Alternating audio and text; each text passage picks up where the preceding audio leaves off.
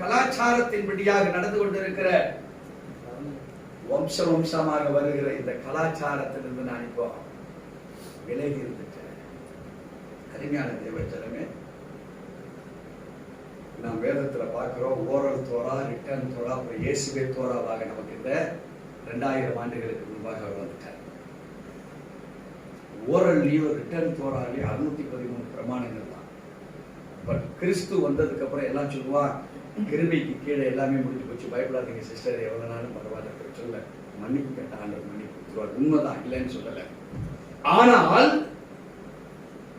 இந்த 613 பிரமாணங்களை காட்டிலும் புதிய ஏற்பாட்டில் எத்தனை பிரமாணங்கள் இருக்குன்னு உனக்கு தெரிஞ்சாதானே அந்த பாவத்திலிருந்து வெளியே நீ வர முடியும். சுமார் 1050 பிரமாணங்களை தாண்டி இருக்குது புதிய ஏற்பாட்டில்.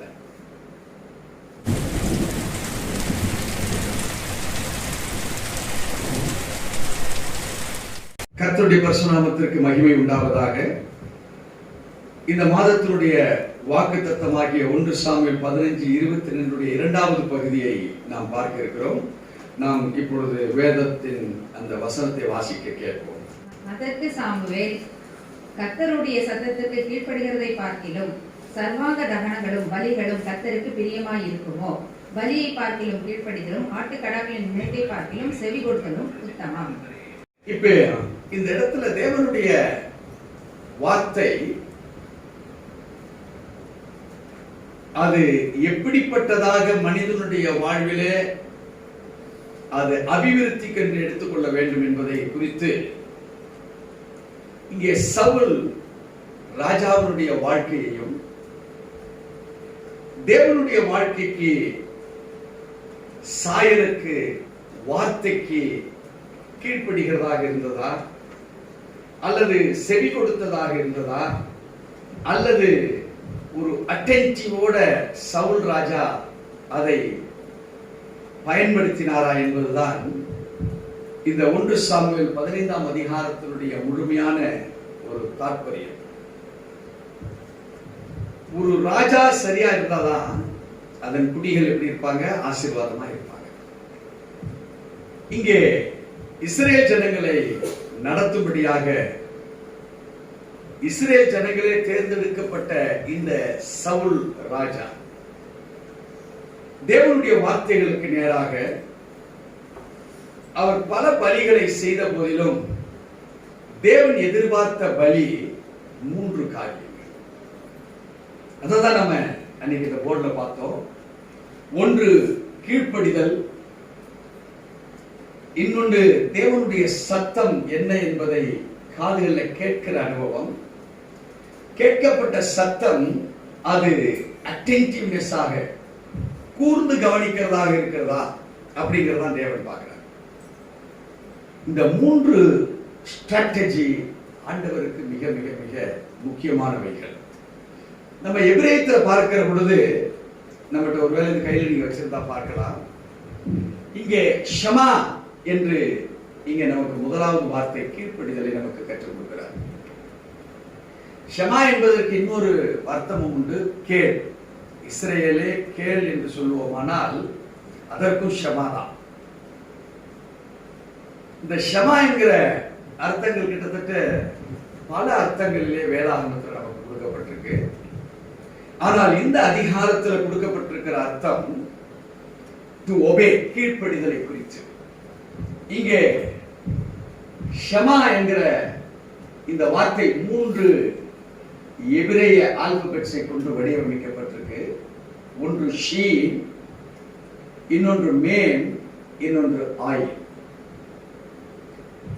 ஷீன் என்கிற வார்த்தையை நீங்கள் உங்களுக்கு கொடுத்திருக்கிற இந்த பேப்பர் மட்டும் இருக்குமான்னு பார்த்தீங்கன்னா அதுல டீத் டிஸ்ட்ரக்ஷன் அப்படின்னு கொடுக்கப்பட்டிருக்கு, அல்லது அதற்கு நாமங்கள் என்று கூட பெயர்.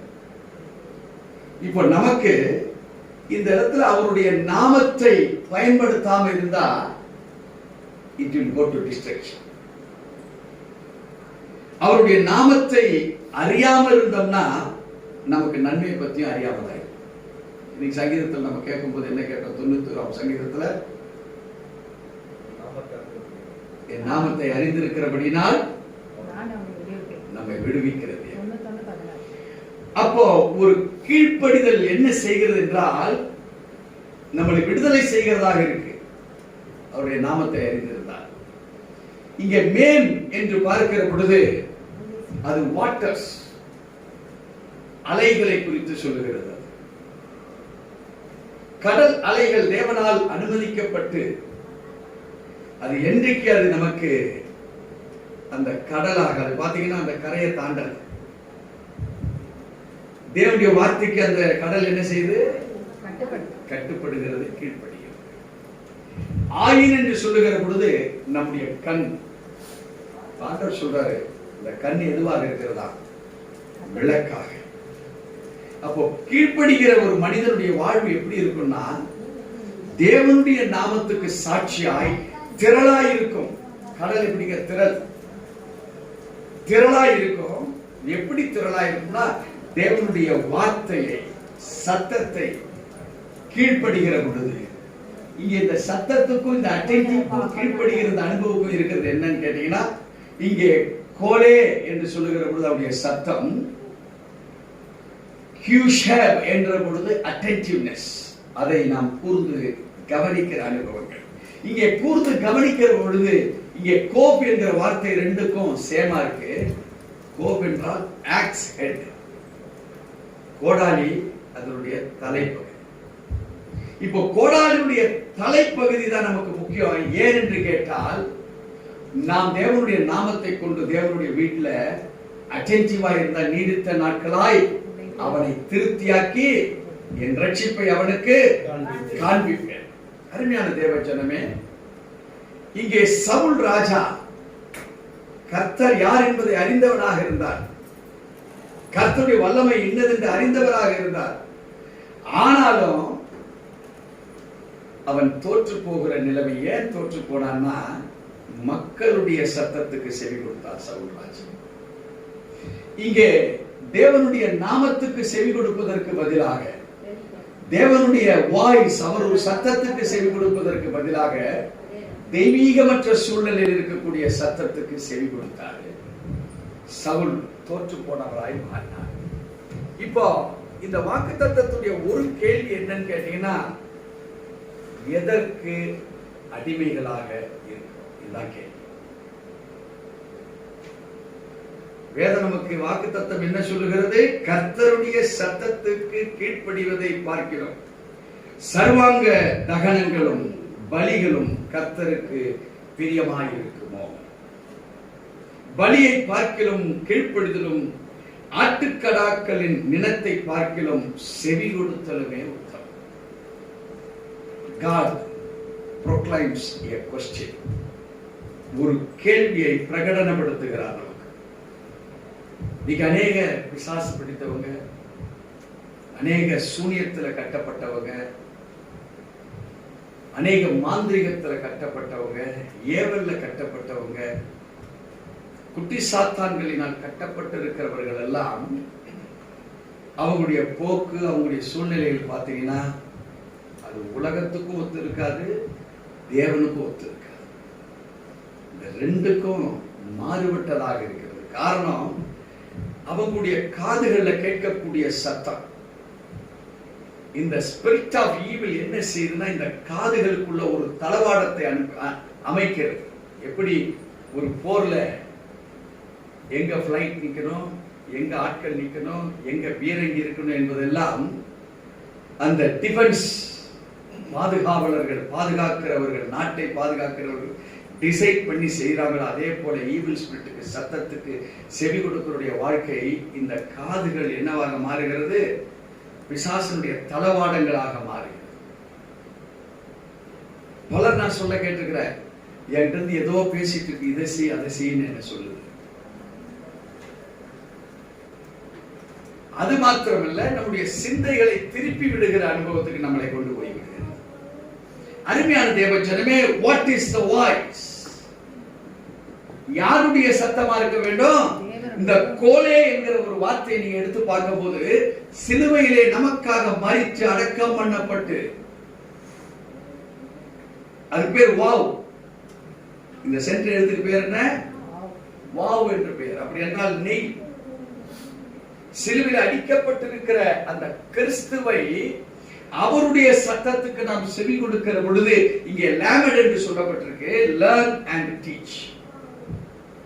ஒரு ஆடு மேய்ப்பன் என்ன செய்வானா, இந்த கவ்வ பகுதியில அந்த மரத்தை இழுத்து அந்த ஆடு சாப்பிடுற வரைக்கும் அந்த மரத்தை அப்படியே வச்சிருப்பான். அந்த இலைகள் எல்லாம் சாப்பிட்டு விட்டதுக்கு அப்புறம் அந்த மரத்தை விட்டுருப்பான். ஆனா நம்ம என்ன செய்யறோம், அப்படி ஒரு மரம் இருந்தா ஒரு சின்ன கொய்யாக்காய்க்காக அந்த கிளையவே உடைச்சிருக்கோம். பாத்தீங்களா, மாங்காய் அடிக்கிறதுக்கு என்ன பண்றோம், நம்ம வீட்டு மரமா இருந்தா அதை நைஸா ஏறி போட்டு அந்த மாங்காய் மாத்திரம் தான் உடைப்போம். ஆனா வேற எங்கேயோ நம்ம போயிருக்கிறோம், ஒரு டூர் போயிருப்போம், அங்க ஒரு மாமரம் இருந்திருக்கும். நம்ம வீட்டுல தான் மாங்காய் விளைஞ்சதுக்கு அப்புறம் தான் அதை அறுப்போம். ஏன்னா அதை வேற யாரும் எடுக்க மாட்டாங்க, அது சின்னதா இருந்தா அப்படியே இருக்கட்டும் பெருசாகட்டும் நம்ம பார்ப்போம். ஆனா வெளி இடத்துல போனா பிஞ்சி காய் மொத்தமா வாங்கி போட்டுட்டு நம்ம வந்துடுறோம். பார்த்திருக்கீங்களா, நடந்திருக்கீங்களா? அதுதான் மனிதனுடைய இயற்கை. ஆனால் இங்க வாய்ஸ், இங்க தேவனுடைய சத்தம் எப்படி இருக்குன்னு கேட்டீங்கன்னா, நம்மளை வழிநடத்தி அது நிலையுள்ளதாக, அது வெற்றி காணுகிறதாக, அது பயன் பெறக்கூடியதாக, அது சந்ததி சந்ததியா இருப்பதற்கு உண்டான சத்தத்தை தேவன் நமக்கு கொடுத்தார். இந்த சத்தத்தை அவருடைய நாமத்தை கொண்டு நீங்க அட்டென்டிவோட இருந்தீங்கன்னா, கூர்ந்து கவனித்தீங்கன்னா, உங்க வாழ்க்கை, உங்க ஆத்மா முழுமையான ஒரு ஆசீர்வாதத்தை பெறுகிற ஒரு வாழ்க்கையாக மாறும். இப்ப ஆண்டவருடைய கேள்வி என்ன, தேவனுடைய குறிப்பு நம்மளை எதை கேட்கிறது? இந்த வாக்குத்தத்தத்தின் மூலமாக ஆவிக்கும் மாம்சத்துக்கும் இப்போ போராட்டம். நாம ஆண்டவர் அறிஞ்சவங்க தான், அறியாதவனுக்கு இந்த போராட்டம் இருக்கு. ஆனா ஆண்டவர் அறியாததுனால பரிசுத்த ஆவியை குறித்து அவனுக்கு தெரியும். அவன் எதுல கட்டப்பட்டிருக்கான்? அந்த மாம்சத்துல கட்டப்பட்டிருக்கான். அந்த மாம்சத்துல எதனால் கட்டப்பட்டிருக்கான்? எந்த தெய்வங்களை கொண்டு கட்டப்பட்டிருக்கிறான்? ஆவிக்குரிய தேவனுடைய ஆவியினாலே அவன் இருப்பான். ஆனால் இப்ப அடிமைகளை குறித்து அவன் அதை பிரித்து எடுக்க அவனுக்கு தெரியும். இப்ப அவனுக்கு தெரியாது, அதிலேதான் உழந்து கொண்டிருக்கிறான். இப்போ சவுல் இந்த 1 சாமுவேல் புத்தகத்தை 15ஆம் அதிகாரத்தை வாசித்து பார்க்கிற பொழுது, கர்த்தரை அறிந்தவனாக இருந்த போதிலும் மனிதர்களுக்குள்ளாய் அவன் கட்டப்பட்டு இருந்ததுனால அவனுடைய ராஜ்யபாரம் என்ன செய்யப்பட்டது? அது விழுங்கப்பட்டது. அவன் சோரம் போனான் என்று வேதம் சொல்லுகிறது. 1 சாமுவேல் 15ஆம் அதிகாரம் 20-21 நாம் வாசிக்க கேட்போம். சவுல் சாமுவேலை நோக்கி, நான் கர்த்தருடைய சொல்லை கேட்டு கர்த்தர் என்னை அனுப்பின வழியாய் போய் அமேலிக்கின் ராஜாவை ஆகாயை கொண்டு வந்து அமேலிக்கியரை சங்காரம் பண்ணினேன். ஜனங்களோ உம்முடைய தேவனாகிய கர்த்தருக்கு கீழ்காலிலே பலியிடுகிறதற்காக கொள்ளையிலே சாபத்தீடாகும் ஆடு மாடுகளிலே பிரதானமானவைகளை பிடித்துக் கொண்டு வந்தார்கள் என்றான். அதற்கு சாமுவேல், கர்த்தருடைய சத்தத்துக்கு கீழ்ப்படுகிறதை பார்க்கிலும் சர்வாங்க தகனங்களும் பலிகளும் கர்த்தருக்கு பிரியமாய் இருக்குமோ? பலியை பார்க்கிலும் கீழ்ப்படிதலும் ஆட்டுக்கடாக்களின் நினைத்தை பார்க்கிலும் செவி கொடுத்தலும் உத்தமம். இப்ப ஆண்டவர் சாமுவேல் கிட்ட கேட்டது அதே 1 சாமுவேல் 15 நாம் 3வது வசனத்துல பார்ப்போம் என்றால், இப்பொழுது நீ போய் அமலேக்கை மடங்கடித்து அவனுக்கு உண்டான எல்லாவற்றையும் சங்கரித்து என்று போடப்பட்டிருக்கு. அப்படின்னா என்ன? டோட்டலா காலி. ஆனா ஏன் சோரம் போனா? சவுல் தேவனுடைய வார்த்தைக்கு அவர் கீழ்ப்படியவில்லை. இங்கே தேவனுடைய வார்த்தைக்கு கீழ்ப்படிவதற்கு பதிலாக ஜனங்கள் சொன்ன வார்த்தைகளை அவன் ஏற்றுக்கொண்டான். ஜனங்க என்ன சொல்றாங்கன்னா, ராஜா ஆடு மாடெல்லாம் நல்லா கொழுத்து இருக்குது, இத போய் நம்ம ஏன் வெட்டணும்? இந்த நல்ல ஆடு நல்ல மாடுகள் எல்லாம் நம்ம எடுத்துக்கிட்டு போய் நம்ம வீட்டை வச்சுக்கிட்டு அது சாபத்திடா அதை நம்ம வச்சுக்கிட்டு பலி கொடுக்கிற பொழுது இந்த ஆடையும் இந்த மாடையும் நம்ம தேவனுக்கு பலி கொடுக்கிறார். அருமையான தேவஜனமே, தேவனுக்கு என்ன ஆடு கொடுக்க முடியாதா பலிக்கு? மறுபடியும் தேவனால ஒரு மாடை இஸ்ரேல் ஜனங்களுக்கு கொடுக்க முடியாதா? இங்கே ஜனங்களுக்கும் தேவனுக்குள்ள உறவுகள், அவங்க செவியும் கொடுக்கல, சத்தத்தை கேட்கல, அட்டென்டிவா இல்ல, அவங்க கீழ்ப்படியவும் இல்லை அந்த ஜனங்க. இப்ப இப்போ அவங்க என்னவாக இருக்கிறாங்க? மக்கள் இந்த கீழ்ப்படியில சத்தத்துக்கு அட்டென்டிவா இல்லைன்னா அவங்க யாரா இருக்கிறாங்க? அவங்க அடிமையாக இருக்கிறாங்க. அவங்க யாருடைய சத்தத்துக்கு கேட்கணும்? இப்ப ஜனங்கள் ஆண்டவருடைய சத்தத்தை கேட்டிருப்பாங்களா? இப்ப சவுல் ஆண்டவருடைய சத்தத்தை கேட்டாரு, சவுலோட பேசினாரு. அதான் 1 சாமுவேல் அந்த முதல் 15ஆம் அதிகாரத்துல 1ல இருந்து 3 வரைக்கும் நம்ம பார்க்கிறோம். சாமுவேல் தேடி வருகிறார். யாரை தேடி? சவுல் ராஜாவை தேடிய இல்ல. சாமுவேல் அந்த சத்தத்தை எப்படி கேட்டாரு? கீழ்ப்படிதலோட கேட்டார். இல்லைன்னா சாமுவேல் சொல்லிருக்கலாம், ஆண்டவரே 10 நாளா இருக்கு, நான் பொறுமையா போய் சொல்லணும், அவ்வளவுதானே. விளங்குதுங்களா? இப்ப நம்ம கொஞ்சம் ரூட்டுக்கு போறோம். கர்த்தருடைய சத்தம் யாருக்கு உண்டாயிற்று? சாமுவேலுக்கு உண்டாயிற்று. Did Samuel obey? Did Samuel hear the voice? Did Samuel listen attentively? Yes. Samuel obeyed, listened to the voice attentively. Now the word of the God was transformed to Saul. Saul ராஜாவுக்கு இந்த வார்த்தை என்ன ஆகப்பட்டது? அது அப்படியே என்ன சொன்னாரோ அதை கொண்டு போய் இப்போ சாமுவேல் சொன்னதை சவுல் டிரான்ஸ்ஃபர்மேஷனா ஏற்றுக்கொண்டார். இப்போ அதான் போராட்டம். இப்போ ஆண்டவர் அதை தான் நமக்கு சொல்லுகிறார். ஆவிக்கும் மாம்சத்திற்கும் போராட்டம். இப்ப சவுலுடைய பார்ட்டி எங்க நிக்குதுன்னா ஆவிக்கும் மாம்சத்துக்கும் போராட்டமா நிக்குது. அங்கே சாமுவேல் தீர்க்கதரிசி மூலமாய் சொல்லப்பட்டது ஆவிக்கும் மாம்சத்துக்கும் போராட்டம் இருந்ததா? இல்ல இல்ல. சாமுவேலுக்குள்ள அந்த போராட்டம் இருந்ததா? இல்ல. அவருடைய டிரான்ஸ்ஃபர்மேஷன் 100க்கு 100 பெர்ஃபெக்ட். இப்ப அருமையான தேவஜனமே, இப்ப நமக்கு ஒரு எச்சரிக்கை அவர் சொல்றாரு. இந்த வேத வசனத்தின் படியாக அவரு இந்த 15:22ல இப்ப நமக்கு ஒரு எச்சரிக்கை கொடுக்கிறார். அந்த 22 அவர் சொல்லுகிற அவருடைய வார்த்தை என்னன்னு கேட்டீங்கன்னா,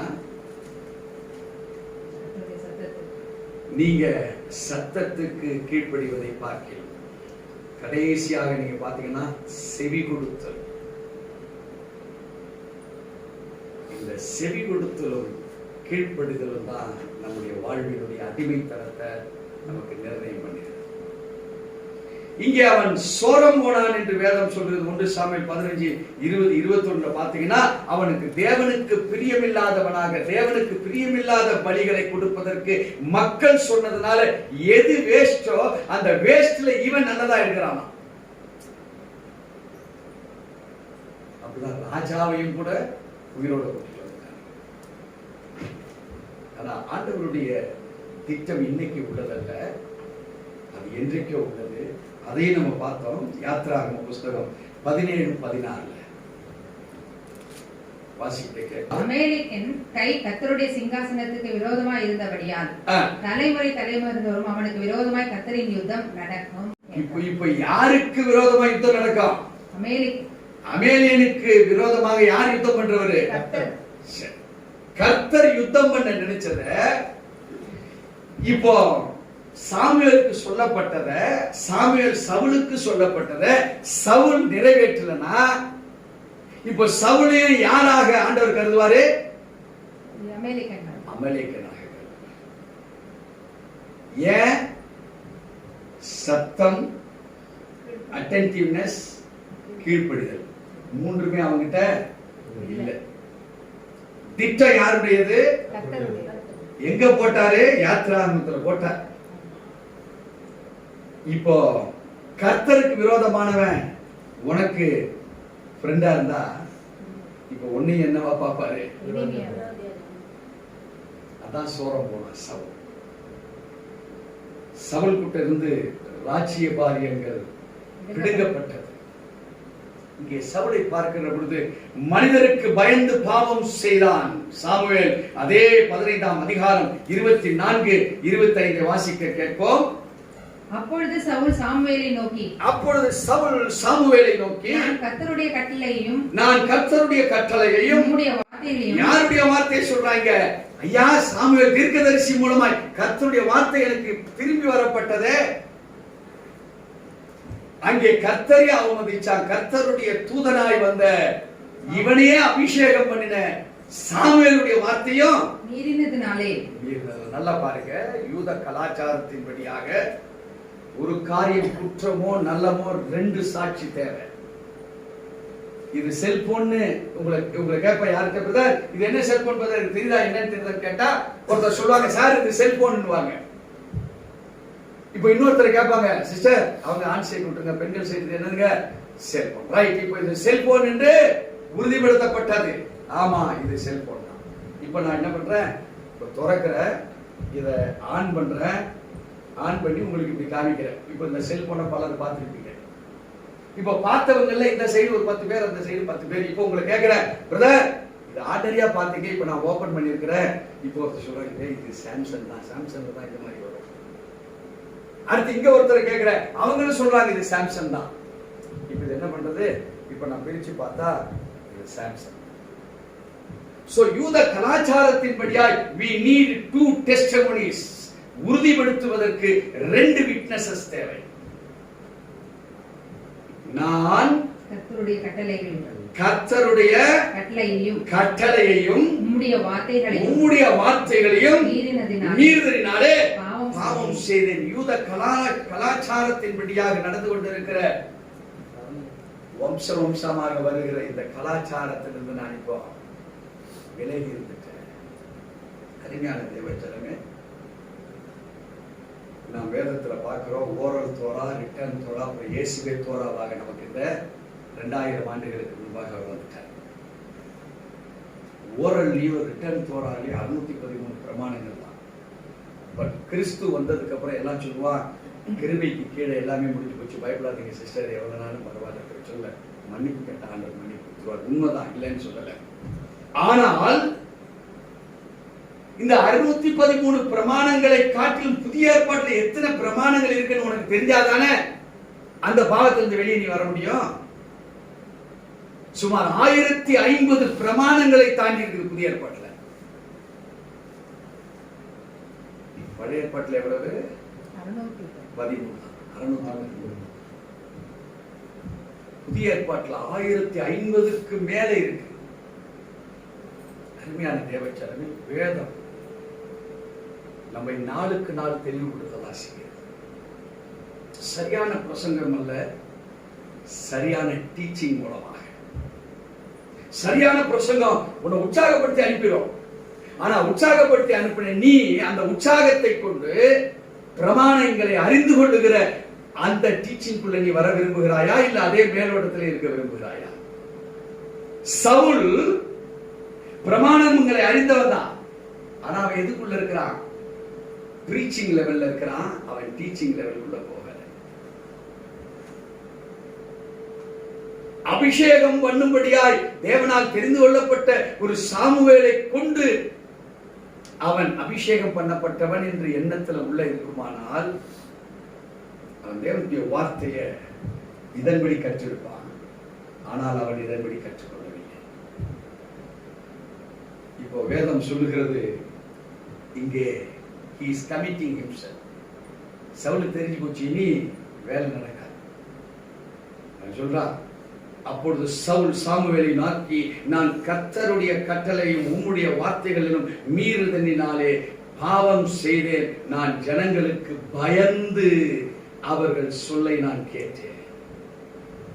இப்போதும் நீர் என் பாவத்தை மன்னித்து நான் கர்த்தரை பணிந்து கொள்ளும்படிக்கு என்னோடு கூட திரும்பி வரும் என்று கேட்டார். No chance. பழைய ஏற்பாட்டில்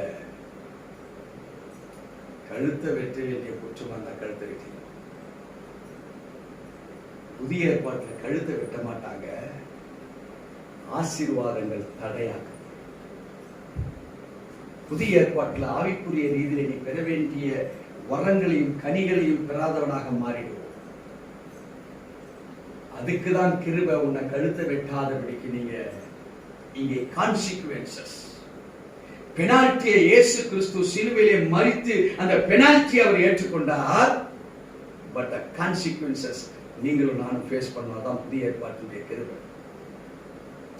சவுல் சோரம் போனான் என்று தெரிந்த மாத்திரத்துல ராஜ்யபாரம் அவனுக்கு இருந்து பிடுங்கப்பட்டது. ராஜ்யபாரம் அவனுக்கு அந்த ராஜ்யபாரம் கொடுக்கல. வாசிக்க கேட்போம். 1 சாமுவேல் 15, 26, 27, 28 ராஜ்யம் ராஜாங்கம் பிடுங்கப்பட்டது. வாசிக்க கேட்போம். சாமுவேல் சவுலை பார்த்து, நான் உம்மோடு கூட திரும்பி வருவதில்லை. கர்த்தருடைய வார்த்தையை புறக்கணித்தீர். நீர் இஸ்ரவேல் மேல் ராஜாவா இராதபடிக்கு கர்த்தர் உம்மையும் புறக்கணித்து தள்ளினார் என்றார். போகும்படி சாமுவேல் திரும்புகிற போது சவுல் அவன் சால்வையின் தொங்கலை பிடித்துக் கொண்டான். அது கிழிந்து போயிற்று. என்னாச்சுங்க? சால்வை என்னது? It is the covenant of the Lord. சால்வை பிரமாணங்களை நிறைவேற்றுகிற ஒரு வல்லமையை காண்பிக்கிற ஒரு அடையாளம். அதில் இருக்கிற பிரமாணங்களை நமக்கு எடுத்து சொல்லுகிற சோப்பலாக இருக்கிறது. அதில் போடப்பட்டிருக்கிற அந்த இழைகளின் முடிச்சுகள் 5 ஆகமங்களை நமக்கு காண்பிக்கிறது. தோராவை நமக்கு காண்பிக்கிறது. அங்க தீர்க்கதரிசியாகிய சவுல் போட்டிருக்கிற போய் தொடாம சால்வையை ஏன் தொடுறானா, இதுல இருந்து எனக்கு மன்னிப்பு தாங்க ஆண்டவரே, நான் பாவம் செய்துட்டேன் போய் தொடுறா. அது என்ன செய்து? சால்வை. அருமையான தேவச்சனமே, நாம் தீட்டு உள்ளவனாக இருக்கிற பொழுது அது நமக்கு அது வெளியில் எடுத்து கொட்டப்படும். அதனால் பரிமள தைலத்துல ஒரு செத்த ஈ விழுந்தது ஒன்றும் பெரிய காரியம் இல்லை. செத்தவனுக்கு என்ன செய்யறான்? ஒரு வாசனை திரவியத்தை வைக்கிறான். எதுக்காக? துர்நாற்றம் அடிக்க கூடாதுன்னு சொல்லி. அவ்வளவு பவர்ஃபுல் ஒரு திரவியத்தை, பரிமள தைலத்தை செத்த ஈ விழுந்ததுனால தூக்கி போடல, செத்த ஈ விழுந்ததுனால பரிமள தைலம் தீட்டுப்பட்டு போச்சுன்னு தூக்கி வெளியே போட்டாங்க. ஒரு செத்த ஈனால அந்த வாசனை போயிருமா? எவ்வளவு பெரிய டெட் பாடிக்கு என்ன பண்றான்? வாசனை திரவியத்தை வைக்கிறான். எதுக்காக? நாற்றம் அடிக்க கூடாது. ஈ செத்த ஈ விழுந்ததுனால அந்த இடத்துல பரிமளத்தால உதவாது என்று சொல்லவில்லை, தீட்டுப்பட்டதனால தூக்கி போட்டா. சவுல் அந்த சால்வையை தொட்ட மாத்திரத்துல சால்வை என்னாச்சுங்க? ஏன்? 2 டெஸ்டிமோனி மூலமாக தேவனுடைய கட்டளை சாமுவேல் சொல்லி கொடுத்தது. 2 டெஸ்டிமோனியை இழந்த சவுல் இப்ப யாராக மாறினார்? மகா பெரிய பாவியாக மாறினார். எப்படி மகா பெரிய பாவியாய்? தேவனுக்கு விரோதமாக இருக்கிறத இவன் தனக்கு உண்டு பண்ணுகிற ஒரு ஆசீர்வாதம் என்று நினைத்தானே. இப்படிப்பட்ட ஆளை ஆண்டவர் பக்கத்துல வச்சிருக்க மாட்டாரு. என்ன சொல்றாரு? தூக்கி அவனை தள்ளாரு. இந்த ஜனங்களை உன்னால நடத்த முடியாது. இவங்க நடத்த வேண்டிய வேலை உனக்கு, அந்த அதிகாரம் உனக்கு கொடுக்கப்பட்டு நீ அதை பயன்படுத்தவில்லை. காரணம், no obedience. You didn't hear the voice with attentive nature. எதை வச்சு வெட்டி இருக்கணும் அதை வெட்டாம நீ அவங்களை காப்பாத்தி என்ன பண்ணிட்ட? கொண்டு வந்துட்ட. அருமையான தேவச்சனமே, இங்கே சவுல் ராஜாங்கம் பிடுங்கப்பட்டது. நம் தேவன் எப்படிப்பட்டவர் என்பதை நாம் சற்று சிந்தித்து பார்க்க வேண்டும். அப்பொழுது சாமுவேல் அவனை நோக்கி, கர்த்தர் இன்று உம்மிடத்தில் இந்த இஸ்ரவேலின் ராஜ்யத்தை கிழித்து போட்டு உம்மை பார்க்கிலும் உத்தமனாய் இருக்கிற உம்முடைய தோழனுக்கு அதை கொடுத்தார். இஸ்ரவேலின் ஜெயபலமானவர் பொய் சொல்லுகிறதும் இல்லை, அவர் பொய் சொல்லுகிறதும் இல்லை, தாம் சொன்னதை பற்றி மனஸ்தாபப்படுகிறதும் இல்லை, மனம் மாற அவர் மனுஷன் அல்ல, அவர் மனம் மாற அவர் மனுஷரும் இல்லை என்று சொல்றார். ஒரு பவர்ஃபுல் காட் நம்முடைய காட். தேவன் எப்படிப்பட்டவர் என்பதை இப்போ அறிந்து கொண்டான். இப்போ சவுல் கர்த்தரை புரிந்து கொண்டு தான் பாவம் செய்ததை இப்போ ஒப்புக்கொண்டார். ஃபர்ஸ்ட் எல்லாம் ஒரு ட்ரையல் தான். அன்றே அப்ப நான் செவி கொடுக்கல, அட்லீஸ்ட் இப்ப எனக்கு மன்னிப்பு இருக்கான்னு கேட்டா இல்லை. Once the missed opportunity will never turn back again. எப்போ உனக்கு கொடுக்கப்பட்ட ஆப்பர்ச்சுனிட்டி, அந்த சந்தர்ப்பத்தை நழுவ விட்டுட்டியோ, அது திரும்பி நமக்கு கொடுக்கப்பட மாட்டார். The missed opportunity will never turn back again in the sight of the Lord. மன்னிப்பார் உன்னை, ஆனா கொடுக்க வேண்டியது அவுட் ஆஃப். மறுபடியும் ஆண்டுடைய சமூகத்தில் இந்த புதிய ஏற்பாட்டின் காலத்தில் நீங்க கேட்கிற பொழுது, ஆஃப்டர் ஃபினிஷிங் த கான்சிக்வன்சஸ், உங்களுடைய தண்டனையை ஏற்றுக்கொண்டார் தேவன். ஆனால் பிரதிபலன், நீங்க செய்த குற்றத்துக்கு உண்டான பிரதிபலன், அதற்கு சிறிய நாட்கள், கொஞ்ச நாட்கள் நீங்க அவதிப்பட வைப்பார். இத புரியாதவன் தான் கிறிஸ்துவ விட்டு பேக் சைடு போயிடும். புரிந்தவன், நான் செய்த தப்புக்கு இயேசு தண்டனை அனுபவிச்சிட்டாரா, ஆனா பிரதிபலன் நான் தான் அனுபவிக்கிறேன். அதை ஏற்றுக்கொண்ட சில காலங்களுக்கு அப்புறம் இழந்து போனது எல்லாவற்றையும் பெற்றுக்கொள்ளும்படியாய் தேவனே செய்வார். ஆனால் பழைய ஏற்பாட்டின் காலங்களில் இங்க என்ன நடக்குது? இங்கே சவுல் ஒப்பு கொடுக்கிறான். வாசிக்க கேட்போம். அதற்கு அவன், நான் பாவம் செய்தேன். இப்போதும் என் ஜனத்தின் மூப்பருக்கு முன்பாகவும் இஸ்ரேலுக்கு முன்பாகவும் நீர் என்னை கனம் பண்ணி நான் உம்முடைய தேவனாய கர்த்தரை பணிந்து கொள்ளும்படிக்கு என்னோடு கூட திரும்பி வாரும் என்றான். கேட்கிறான், ஐயா தீர்க்கதரிசியாரே, என்னோடு கூட இருந்தீங்கன்னா எனக்கு பெலனா இருக்கும். ஆனா கடைசி வரைக்கும் என்னைக்கு சவுலை விட்டுட்டு சாமுவேல் போனாரோ அதுக்கப்புறம் திரும்பியே வரல. கர்த்தருடைய மனஸ்தாபம் எப்படிப்பட்டதாக இருந்தது? 35வது வசனத்தை வாசித்து கேட்போம். சவுல் மரணமடையும் நாள் மட்டும் சாமுவேல் அப்புறம் அவனை கண்டு பேசவில்லை. எப்போ முதல்ல பேசினது? எப்போ சத்தத்துக்கு கீழ்ப்படி என்று சொல்வதற்காக வந்தாரு. அதுக்கப்புறம் சவுல் மரணம் அடையும் மட்டும் சாமுவேல் அவரை கண்டு பேசவில்லை. வாசிக்க கேட்போம். இஸ்ரேல் மேல் சவுலை ராஜாவாக்கினதுக்காக கர்த்தர் மனஸ்தாபப்பட்டது நிமித்தம் சாமுவேல் சவுலுக்காக துக்கித்துக் கொண்டிருந்தான். என்ன இருந்தாலும் சாமுவேல் மனுஷன் தானே, அதனால அவருக்காக வேண்டிட்டு இருந்தாங்க. அதுக்கப்புறம் சவுலின் காரியங்கள் என்ன நடந்து நீங்க தொடர்ந்து வாசித்தீங்கன்னா உங்களுக்கு தெரியும். இப்போ this is a textual message. ஆண்டவர் நமக்கு இந்த 15ஆம் அதிகாரத்தின் மூலமாக ஒரு சம்பவத்தை கொண்டு நமக்கு விளக்குகிறார். இப்போ சம்பவத்தின் மூலமாய் விளக்கின தேவன், நாம எதற்கு அடிமையாக இருக்கிறோம், யாருக்கு கீழ்ப்படிந்திருக்க வேண்டும் என்பதை தியாலஜிக்கல் ஸ்டடி மூலமாக இப்ப நம்ம பார்க்கிறோம். இறையியல் மூலமாக எடுத்து வாசிக்க கேட்போம். ரோமருக்கு எழுதின நிருபம்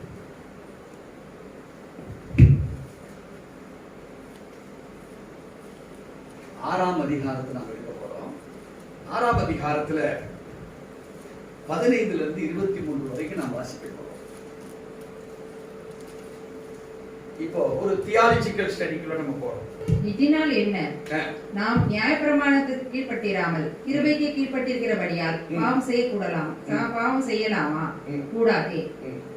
மரணத்துக்கு ஏதுவான மரணத்துக்கு ஏதுவான பாவத்துக்கானாலும் நீதிக்கு ஏதுவான கீழ்ப்படிதலுக்கானாலும் எதற்கு கீழ்ப்படியும்படி உங்களை அடிமைகளாக ஒப்புக் கொடுக்கிறீர்களோ அதற்கே கீழ்ப்படுகிற அடிமைகளாய் இருக்கிறீர்கள் என்று அறியீர்களா?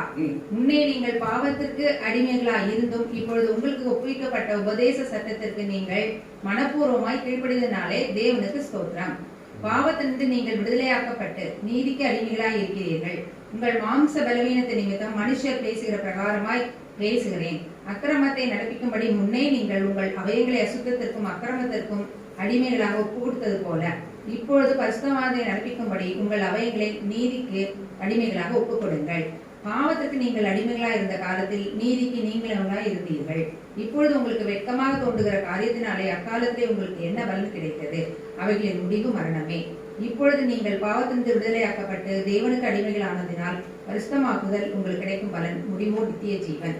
பாவத்தின் சம்பளம் மரணம், தேவனுடைய கிருபை வருமோ நம்முடைய கர்த்தராகிய இயேசு கிறிஸ்துவினால் உண்டாகும் நித்திய ஜீவன்.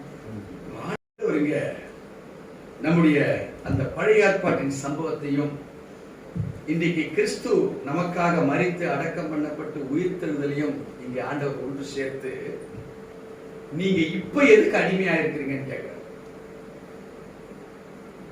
இங்கே சவுலுடைய வாழ்க்கை the word of God அவனுக்கு கிடைத்தும் word of human மனிதனுடைய சத்தத்துக்கு தான் செவி கொடுத்தான்.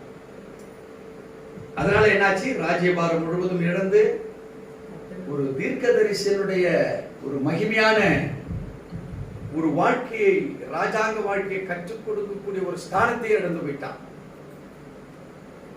கர்த்தர் நேரா பேசாட்டாலும் யார் மூலமாய் பேசுகிற ஒரு அனுபவத்தை ஒரு ராஜாவுக்கு ஒரு சேவகன் போல இந்த தீர்க்கதரிசிய தேவன் வைத்திருந்தார்.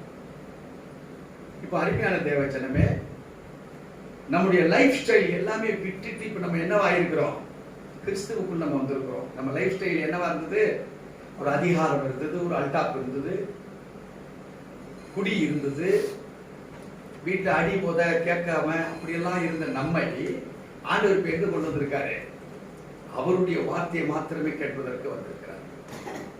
அதற்காக நம்மளை அழைத்து இருக்கிறார். இப்ப அழைத்த தேவன் தான் இப்ப நம்மோடு கூட பேசுகிறார்.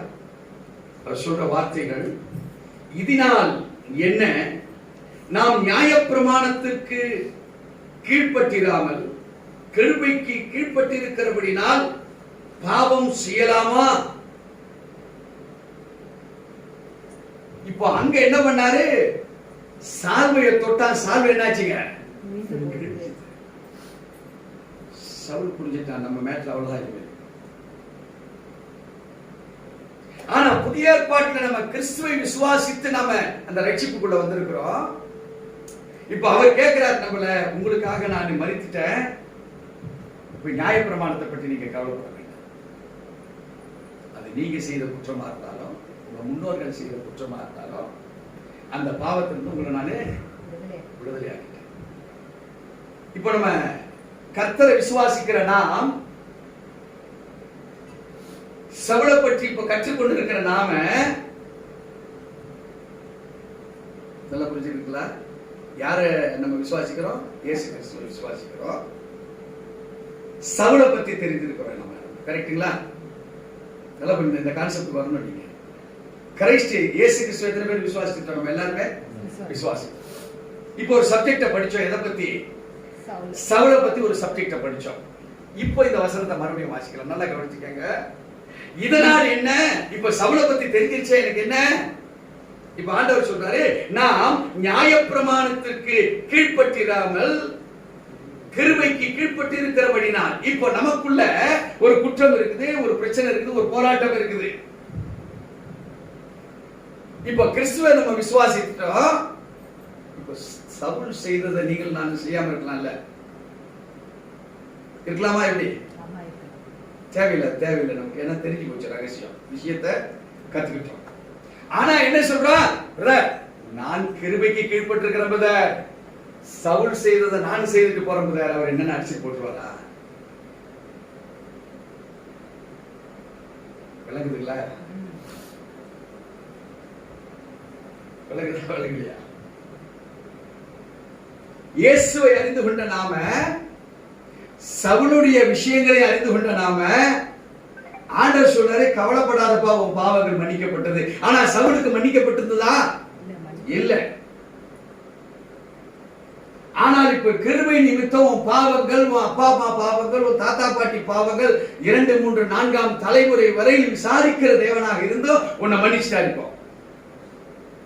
இப்ப நீ சவுலை பத்தி அதே குணத்தோட நானும் நீயும் செயல்பட்டோமானால், அததான் கொஸ்டினா கேட்கிறேன். இந்த கொஸ்டினை நீ என்னைக்கு புரிஞ்சுக்கிறியோ, அன்னைக்கு மாம்சத்துக்கு அடிமையா இருக்க மாட்டேன்.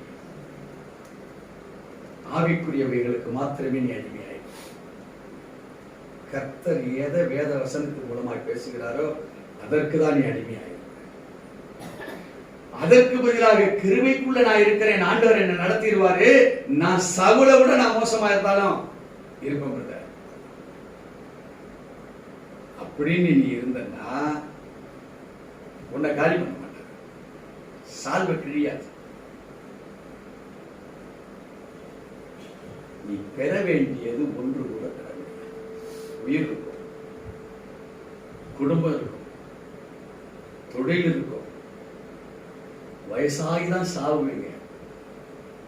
ஆனா ஆவிக்குரிய சகல ஆசீர்வாதத்தை கட்டளை.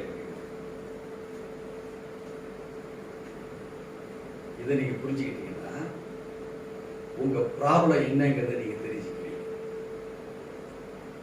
என்ன சகலமும் இருக்குது. காட்ஸ் நேம் இருக்குது, திரள் இருக்குது, கண்கள் ஒளியாய் இருக்கிறது. அவர் கொடுத்திருக்கிற ஆக்ஸ் ஹெட்டை கொண்டு எதை வெட்ட வேண்டுமோ உனக்கு பவரை கொடுத்திருக்கிறார். எங்க இருந்தது பவர்? அவருடைய சிலுவையின் மரணத்தினாலே அந்த பவரை நீ வெற்றி பெற்றிருக்கிற. அது மாத்திரமல்ல, you will be blessed. எப்படி? வேதம் கற்றுக் கொடுக்கப்படும், நீ மற்றவர்களுக்கு கற்றுக் கொடுக்கிறவனாய் நீ இருப்ப. சரியான ஆகாரத்தை உனக்கு கொடுப்பாரு. அது மாத்திரமல்ல, இந்த ஆகாரத்தை உண்டு பண்ண இந்த வல்லமையினால இன்னும் வெட்டப்பட வேண்டியதை மற்றவர்களுக்காக உன்னை வெட்டும்படி எடுத்து பயன்படுத்துவார். அது மாத்திரமல்ல, இந்த நாமத்தின் மகிமை உன்னை கொண்டு திரளாக தேசங்கள்ல பரப்பப்படும். எப்படி? நீ கர்த்தருடைய வீட்டில் நீடித்த நாட்களாக இருக்க. அருமையான தேவச்சனமே, இங்கே 16வது வசனம் நம்ம கேட்கிறது, மரணத்துக்கு ஏதுவான பாவத்துக்கானாலும் நீதிக்கு ஏதுவான கீழ்ப்படிதலுக்கானாலும் எதற்கு கீழ்ப்படியும்படி உங்களை அடிமைகளாக ஒப்புக் கொடுக்கிறீர்களோ அதற்கே கீழ்ப்படுகிற அடிமைகளாய் இருக்கிறீர்கள் என்று அறியீர்களா? இப்போ பாவத்துக்கு ஏதுவான காரியங்களில் நீங்க ஈடுபட்டா எதுக்கு அடிமையா இருப்பீங்க? பாவத்துக்கு. தேவனுடைய வார்த்தைக்கு கீழ்ப்படுகிற ஷமா, அவைகளுக்கு நீங்கள் கீழ்ப்படுகிறவர்களாய் இருப்பீர்கள். ஆனால் உங்க கண்கள் விளக்காக இருக்கும். You will be utilized right from all ends to other ends. உலகத்தினுடைய கடைசி பரியந்தம் உங்களை என்னவாக வைக்கிறாரு? சாட்சியாக. இப்போ நீங்க உங்களை கேட்கிறார், ஆண்டவரே எதற்கு அடிமையா இருக்க விரும்புகிறீங்க? For the righteous or for the sins? இங்கே பாவம் என்பது விபச்சாரம் பண்ணா பாவம் என்பது கிடையாது. வேசித்தனம் என்பா பாவம் என்பது கிடையாது. ஒரே ஒரு சொல்லு, தேவனுடைய வார்த்தைக்கு கீழ்ப்படியாத எல்லாமே. ஆனா நம்ம டிவைட் பண்ணாத, விபச்சார பாவம் இல்ல, திருட்டு பாவம் இல்ல. மொத்தத்தில் அவர் என்ன சொல்றாரு? கீழ்ப்படியாமைக்கு நீ பாவமாக இருக்கிறாயா, அல்லது கீழ்ப்படிதலுக்கு நீ பாவமாக இருக்கிறாயா? கீழ்ப்படிதலா இருந்தா அந்த பாவம் பாவமா இருக்குமா? அது பாவமாக இருக்கு. அது தேவனுடைய பார்வையில் என்ன இருக்கு? அந்த அடிமைத்தனம். அது கீழ்ப்படிதலா இருக்கு. அதான் நான் இன்னைக்கு உங்களுக்கு ஒரு வேஷம் போட்டு காமிச்சேன். இது பாவத்துக்கு கீழ்ப்படுகிறது. நுகத்தடி இது என்ன செய்யுது? என்ன அழுத்தது? பாவத்துக்கு என்ன அழுத்தது? இப்போ இதே தேவனுடைய வார்த்தைக்கு கீழ்ப்படுகிறதும் இதுவும் கீழ்ப்படுதல் தான். ஆனா இந்த கீழ்ப்படுதல் என்ன? உங்களுக்கு ஆசீர்வாதம். இதுவும் இங்கதான் இருக்குது, நல்லதும் இங்கதான் இருக்கு. நீங்க எதற்கு கீழ்ப்படுதலுக்கு நீங்க உங்களை கூப்பிடுறீங்களா, அல்லது பாவத்துக்கு கீழ்ப்படிந்து உங்களை கூப்பிடுறீங்களா? எதுக்கு நீங்க அடிமையா இருக்க விரும்புறீங்கன்னா அது கேட்கிறாங்க. அடுத்த வேத வசனம் சொல்லுகிறது நமக்கு, முன்னே நீங்கள் பாவத்திற்கு அடிமைகளாய் இருந்தும் இப்பொழுது உங்களுக்கு ஒப்புவிக்கப்பட்ட உபதேச சட்டத்திற்கு நீங்கள் மனப்பூர்வமாய் கீழ்ப்படிந்ததினாலே தேவனுக்கு. ரொம்ப மக்களுக்கு சொல்றாரு, பவுல் சொல்றாருப்பா, என் வார்த்தையை நீங்க கேட்டிருக்கிறீங்க. அன்னைக்கு சாமுவேல் சவுலுக்கு சொன்னதை கேட்கல, ஆனா இன்னைக்கு நான் உங்களுக்கு இந்த நிருபத்தை எழுதுறேன். நான் முன்ன சுவிசேஷத்தை சொல்லிட்டு வந்தேன், உங்களுக்கு எழுத்தின் மூலமா சொல்லிட்டு பண்ண, வார்த்தையின் மூலமா நான் உங்களுக்கு சுவிசேஷத்தை சொல்லிட்டு வந்தேன். ஆனா இப்ப எனக்கு ஒரு மிகுந்த சந்தோஷம். முன்ன நீங்க பாவத்துக்கு தான் அடிமையா இருந்தீங்க, இப்போ உங்களுக்கு ஒப்புவிக்கப்பட்ட கொடுக்கப்பட்ட இந்த வேத சட்டங்களுக்கு நீங்க என்னவா இருக்கிறீங்க?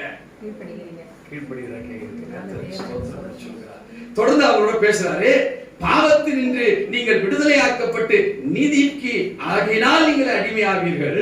உங்கள் மாம்ச பலவீனத்தின் நிமித்தம் மனுஷர் பேசுகிற பிரகாரமாய் பேசுகிறேன். அக்கிரமத்தை நடப்பிக்கும்படி முன்னே நீங்கள் உங்கள் அவயங்களை அசுத்தத்திற்கும் அக்கிரமத்துக்கும் அடிமைகளாய் ஒப்பு கொடுத்தது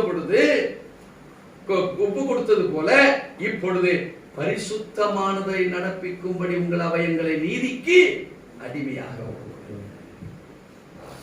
எவ்வளவு பவர்ஃபுல்லா சவுல் தன்னுடைய ராஜ்ய பாரியத்தை நிலைப்பதற்காகவோ அல்லது மக்களுடைய வார்த்தைகளை செவி கொடுத்து அந்த வார்த்தைகளுக்கு கீழ்ப்படிதலுக்கு ஒப்பு கொடுத்ததுனாலதான் ராஜாவையும் ஆடு மாடுகளை நல்லதை கொண்டு வந்து இவங்க தொழுவத்துல கட்டி வச்சுட்டாங்க. இப்ப நீங்க ஆண்டுடைய வார்த்தைக்கு கீழ்ப்படுகிறதா இருப்பீர்களானால் உங்க தொழுவத்தில் இந்த ஆடு மாடுகளோ இந்த ராஜாவோ இருப்பானா? இருக்க மாட்டான். தேவனுக்கு பிரியமானதுதான் உண்டு. அததான் அவயங்கள் என்று சொல்லுகிறார். அவன் தொழுவத்தில் என்ன இருந்தது? சபிக்கப்பட்ட ஆடும் மாடுகளும் தான் இருந்தது. மக்களுக்கு என்னவா இருந்தது? சாபத்திட்டா தெரியல, அது என்னவா தெரியுது? கொடுத்த ஆடு கொடுத்த மாடா தெரியுது. ராஜா நல்லா அழகா இருக்காரு, எதுக்காக உதவான்னு சொல்லி ராஜாவை தூக்கிட்டு வந்து கட்டி வச்சுக்கிட்டாங்க. இப்ப நம்மளும் இந்த பாவத்தில் இருக்கிற பொழுது நம்ம பேசுறது என்னன்னு தெரியாது. கோபம் நம்முடைய பாவமா இருந்தா கோபத்துல என்ன பேசுறதுன்னு தெரியாது. முடிவெடுக்கிற அந்த தகுதி இல்லாத ஒரு பாவம் நமக்கு இருந்தா நம்ம முடிவெடுக்கிறதெல்லாம் என்னங்கிறது நமக்கு தெரியும்.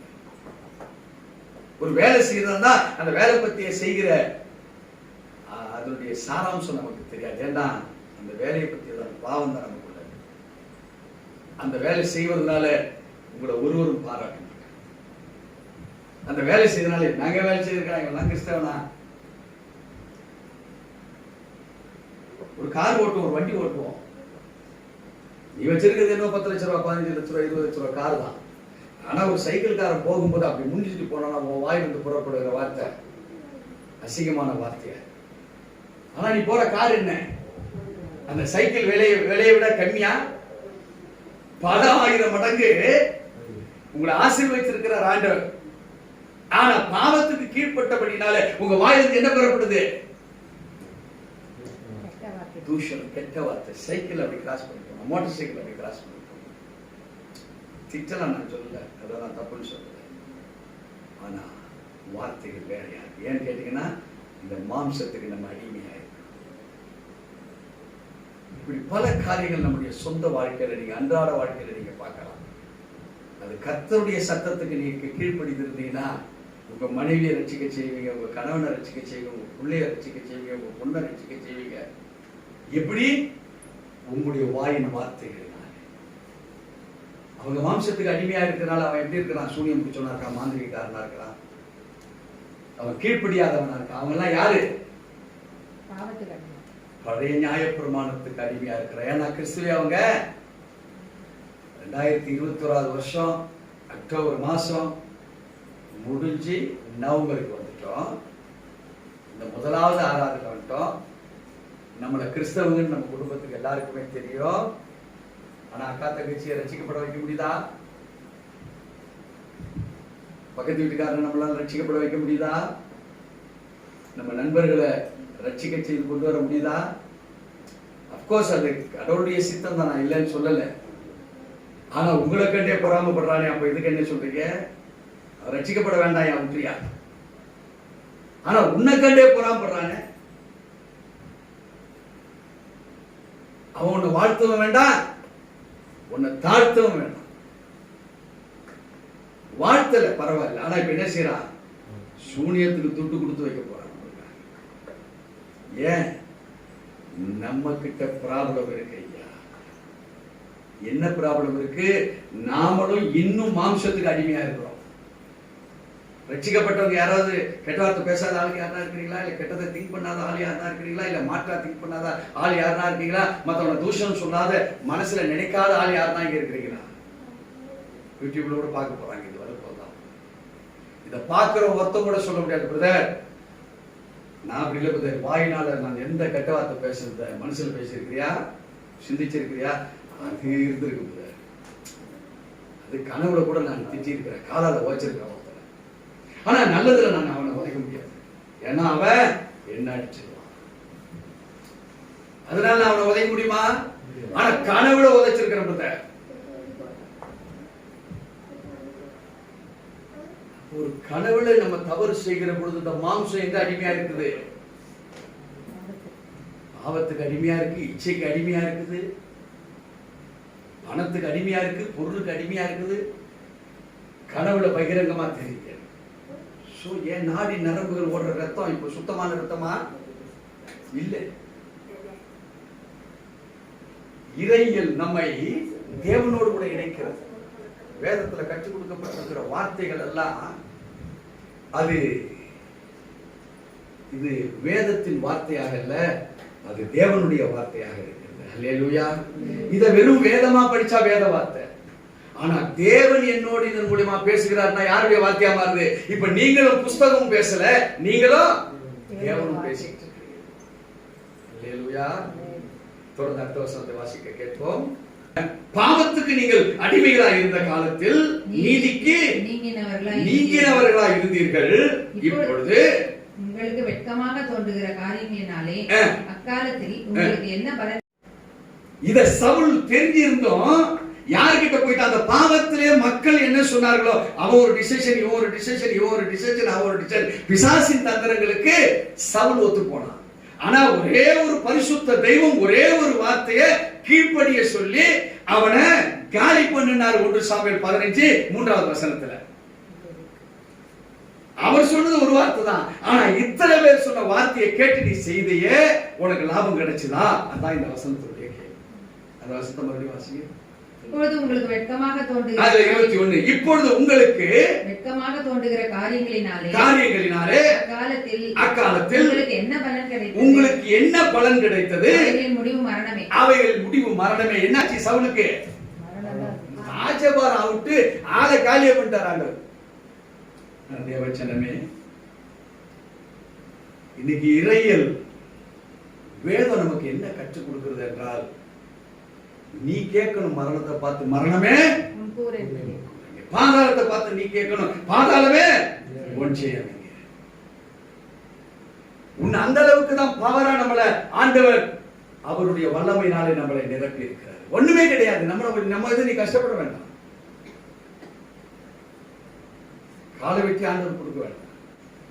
ஆனா ஆண்டவர் சொல்றது 22ல இப்பொழுது நீங்கள் பாவத்தில் நின்று விடுதலையாக்கப்பட்டு தேவனுக்கு அடிமைகளானதினால் பரிசுத்தமாக்குதல் உங்களுக்கு கிடைக்கும் பலன் முடிவோ. இப்ப நீங்க அதை இங்க பார்க்கலாம். உங்க லைஃப் நித்திய ஜீவனுடைய லைஃப் நீங்க இங்க பார்க்கலாம். எப்படி பார்க்கலாம்? நல்ல வேலை யாரு இருக்க, வாழ்க்கை போராட்டம் இருக்கும், ஆனா ஜெயத்தை பார்ப்பீங்க. வாழ்க்கையில பிரச்சனை சோதனைகள் வரும், நீங்க வெற்றியை பார்ப்பீங்க. சரீரத்துல பல சோதனைகள் வரும், சுகத்தை பார்ப்பீங்க. ஆபிரகாமுக்கு சந்ததியே கிடையாது நினைச்சிட்டு இருந்தான். எல்லாம் கடைசிக்கு என்னாச்சு? ஒரு ஈசாக்கு கூப்பிட்டாரு. ஈசாக்க பலியிடுறதுக்கு ஆண்டவர் கூப்பிட்டாரு. ஆபிரகாம் பயப்படல. அவருடைய லைஃப் ரெஸ்டோரேஷன் நோக்கி தான் இருந்தது, ஆதி நிலைக்கு போறதுல தான் இருந்தது. இங்க ஈசாக்கு கேட்கும் போது ஆபிரகாம் பார்த்தா, நான் வரும்போது என்ன கொண்டு வந்தேன்? அவரை நம்பிதானே வந்தேன், இப்ப நம்பி நானு ஈசாக்கு கூட்டிட்டு போறேன். அந்த பேரன் உங்களுக்கு எனக்கு இருக்கணும். எந்த போராட்டம் வந்தாலும் சரி, எனக்கு அன்னைக்கு கொடுத்தாரு இன்னைக்கு கொடுக்க மாட்டாரா? யோபு சொன்னா 42:2 தேவரே நீ சகலத்தையும் செய்ய வல்லவரியா, நீ சாதாரண ஆள் அல்ல. என்ன செய்தாரு ஆபிரகாம்? சொன்னத. ஆனா நீங்கள் நான் அப்படி இல்லையே. நமக்கு 100 தடவை சொல்ல வேண்டியது இருக்குதா? ஒரே ஒரு தடவை சொன்னா போதுமா? 100 தடவை சொன்னா கேட்கறது இல்லை. ஆண்டவர் சொல்றாரு, பாவம் செய்கிற ஆத்மா நம்முடைய வாழ்விலே ஆனால் கர்த்தராகிய இயேசு கிறிஸ்துவினால் உண்டாகும் அந்த கிருபை வருமோ என்னது? நித்திய ஜீவன். இதே பூமியில நீங்க பரலோகத்துல போய் எதை எக்ஸ்பெக்ட் பண்ணி நீங்க ஆலயத்துக்கு வரீங்களோ எல்லாம் எதுக்கு ஆலயத்துக்கு வரா? ஃபைனல் வாக்குத்தத்தம் என்ன? வேதத்துடைய வாக்குத்தத்தம் என்ன? ஃபைனல் நம்ம எல்லாம் எங்க இருக்கணும்? பரலோக ராஜ்யத்துல இருக்கணும். அதான் வாக்குத்தத்தமே, பைபிளுடைய வாக்குத்தத்தம். அதுக்கு தானே நம்ம வந்துட்டு இருக்கோம். இப்ப சபைக்கு கிருபை வரம் எதுக்கு கொடுத்திருக்கு? நம்முடைய ஆண்டவராகிய கர்த்தருடைய கிருபை வரம் எதற்கு கொடுத்திருக்கு? நித்திய ஜீவனுக்கு கொடுத்திருக்கு. ஆனா இவனுக்கு கொடுத்திருக்கிற ஞானம் என்ன பண்றான்? வேண்டாதவைகளை. சாபத்தீட்டானது எதுக்கு உதவும்? வீட்டுக்கு எடுத்து வரான். எதுக்கு ஜனங்க சொன்னாங்க ஓட்டின்னு வரான்? பலிக்கு உதவும். எங்கேயாவது இருக்கா? அமாவாசைக்கு அப்துல் காதர் இருக்கும். அமாவாசைக்கு அப்துல் காதருக்கு எத்தனை சம்மந்தம் இருக்கா சொல்லுங்க. அது சாபத்தீட்டு. இத கொன்று போட்டுவா இருக்காரு மொத்தமா. இவர் என்ன செய்யறாரு? அறிவாளி. இவர் திருநெல்வேலிக்கே கொடுக்கிறார். நல்லதா பாத்துக்கிறார். எப்படி பார்த்து தடவை பார்த்தாரு? இது நல்லா இருப்பா. ஆடுகள் மாடுகள் என்ன பண்றது? நல்லா குத்தி கூர்மை அழகா வீட்டுக்கு ஓட்டி போயிட்டாரு. அதெல்லாம் செவி கொடுக்கறது சரி, சரியா திட்டமிட்டு கேட்க. ரைட். இப்போ கிறிஸ்து நடமாடுகிற தோரா நமக்கு என்ன சொல்றாரு? நம்ம வாசிக்க கேட்போம். மத்தேயு 11ஆம் அதிகாரம். மத்தேயு 11ஆம் அதிகாரம் வசனம் 28, 29, 30. இப்போ எல்லா தோராவில நம்ம வாசித்தாச்சு. ஓரல் தோரால சொன்னதை கேட்டாச்சு. ரிட்டர்ன் தோரால வாசித்து பார்த்தாச்சு. சாமுவேல் தீர்க்கதரிசி மூலமாக சவுலுடைய ராஜாங்கத்தை கற்றுக் கொடுத்ததை வச்சு நம்ம வாசித்து பார்த்தாச்சு. எபிரேய பதத்துல ஷமா, கோயல், கியூஷாப் என்கிற வார்த்தையை குறித்து நம்ம பார்த்தாச்சு. சால்வ கிழிந்து போனதை பார்த்தாச்சு. எதுக்கு அடிமைங்கிறத பார்த்தாச்சு. நியாயப்பிரமாணம் இருக்கிற பொழுது பாவத்துல இருந்தா இப்போ தேவன் அதை நிறைவேற்றினாரு. கிருபையின் காலத்துல இருக்கிறோம். இப்பவும் நம்ம என்ன பண்றோம்? கிருபைன்னு சொல்லிக்கிட்டு நியாயப்பிரமாணத்துல உள்ள தப்பை செய்துட்டு பாவம் என்ன ஒண்ணும் பண்ணாது நம்ம சொல்லிட்டு இருக்கிறோம். ரைட். இதெல்லாம் தெரிஞ்சது, இப்ப தெரியாது. இப்போ இதெல்லாம் கொடுத்தவரே ஆக்கியோனே வந்துட்டார். பைபிளை கொடுத்தவரே என்ன செய்யறாரு? இப்ப நமக்கு இப்ப அவரே வந்து நம்ம கிட்ட பேச வந்தார். அவர் என்ன சொல்றார்? வாசிக்க கேட்போம். வருத்தப்பட்டு பாரம் சுமக்கிறவர்களே, வருத்தப்பட்டு பாரம் சுமக்கிறவர்களே, நீங்கள் எல்லாரும் என்னிடத்தில் வாருங்கள். இப்ப யாரை கூப்பிடுறாரு? எந்த ஜனங்களை கூப்பிடுறாரு? எல்லாரையும் கூப்பிடுறாரு. அதுல குறிப்பா ரட்சிக்கப்பட்டு அவன் கிருபையை பேஸ் பண்ணி சுமந்து பார்க்கிறான். அவனால முடியல. சரீரம் என்ன சொல்லுது? இந்த ஆவிக்குரியது உங்களுக்கு செட் ஆகுது. கொஞ்சம் உங்க மனசாட்சி படி கொஞ்சம் வாழ்ந்துக்காங்க. கொஞ்ச நாளைக்கு அப்புறம் சரியாயிடும். இவன் மனசாட்சி என்ன சொல்றது? தப்ப தூண்டு. கொஞ்ச நாளைக்கு இப்பதானே வந்திருக்கிறீங்க நீங்க. அதுல இருந்து உங்களால ஒண்ணு செய்ய முடியாது. கொஞ்ச நாளைக்கு நீங்க அப்படிதான் இருக்கும். இவங்களெல்லாம் பார்த்து ஆண்டவர் கூப்பிடுறாரு. டிரான்ஸ்பர்மேஷனா செத்ததுதான் பிழைச்சா பிழைச்சலாம். இதுதான் டிரான்ஸ்பர்மேஷன். ஆறு பொழைச்சிட்டாங்க, கை காலு இதெல்லாம் ஒண்ணு வேலை செய்யறது படுத்துருப்பாரு. பரவாயில்லைங்களா? உங்க வீட்டுக்கு இருக்குன்னு போறீங்களா? இவருக்கப்பா இந்தால் இருக்குங்க. ஏன் உடம்ப தூக்கிறதுக்கே முடியல, இந்தால் வேறையா தூக்கி கிடக்கிறதுக்கு எதுக்கு அந்த உயிர் காலி பண்ணுங்க சாமி? அத மாதிரி இருக்குது இப்ப இந்த கேள்வி. இப்ப யார கூப்பிடுறாரு? வருத்தப்பட்டு பாரம் சுமக்கிறேன். ஆண்டவரே என்னால முடியல, நான் உங்களாக மாற வேண்டும், நான் சமாளிச்சு பார்க்கிறேன், என்னால முடியல, இப்ப எனக்கு தீர்வு கொடுங்கன்னு கேட்கிற மக்களை பார்த்து இப்ப கேட்கிறார். இப்போ வருத்தத்தோடு நான் நீதிமானா மாறணும், நான் நீதிமானா மாறணும், ஆனா என்னால முடியல ஆண்டவரேன்னு கேட்கிற ஆளுங்களை கூப்பிடுறாரு. பரவாயில்ல, இப்போ கொஞ்சம் சாப்பிட்டுக்கங்க, இப்போ கொஞ்சம் ஊதிக்கங்கன்னு அவனுங்களை கூப்பிடல. அதெல்லாம் தீங்கு நாளுக்காக உருவாக்கப்பட்ட துன்மார்க்கன் அவர் கையை கழுவிட்டார். உங்களையும் என்னையும் ஆலயத்தில் உட்கார்ந்துருக்கிற மாதிரி நம்மளை கூப்பிட்டுட்டாரு. நீ கூட மழைன்னு சொல்லிட்டு வீட்டில் உட்காந்துருக்கலாம், தூங்கி இருக்கலாம், சீரியல் பார்த்துருக்கலாம், கடையில் உப்பு கடலை பையன் அமிச்சு சூடா உப்பு கடலை வேர்க்கடலை வந்துருக்கான் கொண்டாடா. வேர்க்கடலை பிரிக்கிறது தோலை போட்டு என்ன பண்ணுவான்?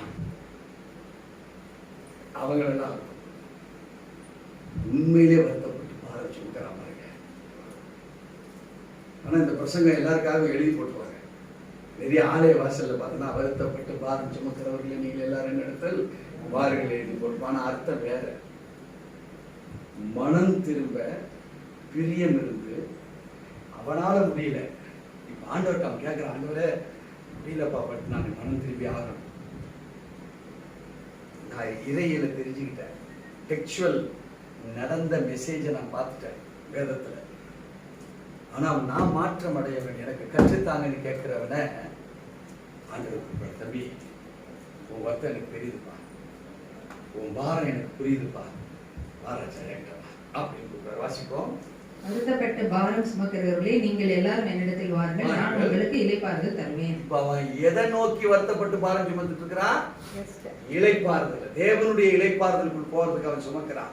இப்ப அவனுக்கு கற்றுத்தராரு. எப்படி கற்றுத்தராரு? வாசிப்போம் 29. சாந்தமும் மனத்தாழ்மையா இருக்கிறேன். ரைட். இப்ப சொல்றாரு, நீ ஒரு அங்கலாய்ப்போட கூட நீ இதை செய்யாத. நஷ்டம் அடைஞ்சிச்சா கவலைப்படாத, மனத்தாழ்மையா. பிரதர் எனக்கு சூனியம் வச்சிட்ட பிரதர், எவ்வளவுதான் நான் அவங்களை மன்னிச்சாலும் அவன் எனக்கு வச்சுக்கிட்டே இருக்கிறான் பிரதர். மனத்தாழ்மையா இருப்பா, அங்கலாய்க்காத. மனத்தாழ்மையா இருக்கு உங்களுக்கு, வேற ஒண்ணு வேணாம். முடியலையா நீ அங்கலாய்க்காத. இந்த ப்ராப்ளத்தை சால்வ் பண்றதுக்கு ஏன் நீ பிரச்சனை நினைச்சிட்டு இருக்கிற? ஏன் இந்த பாரத்தை முடியலைங்கிற பாரத்தை ஏன் நீ சுமக்கிற? வேற சுமைய சுமை, மனத்தாழ்மையை சுமை.